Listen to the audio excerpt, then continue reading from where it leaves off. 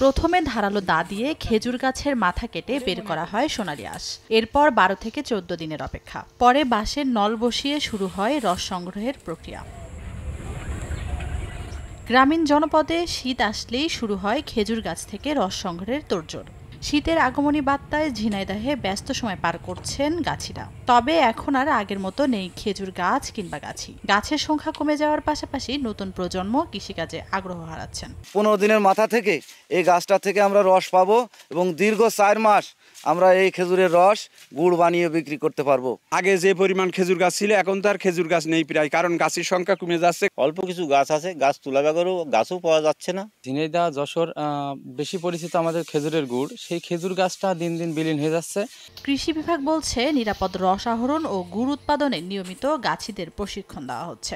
গাছিদেরকে নিরাপদ রস আহরণের ব্যাপারে পরামর্শ প্রদান করে আসছি। এ বিষয়ে আমরা তাদের প্রশিক্ষণও প্রদান করেছি। কৃষি বিভাগের তথ্য মতে জেলার 6টি উপজেলায় বর্তমানে প্রায় 1.5 লাখ খেজুরের গাছ রয়েছে, যা থেকে চলতি মৌসুমে প্রায় 872 মেট্রিক টন গুড় উৎপাদনের আশা। সময় সংবাদ, ঝিনাইদহ।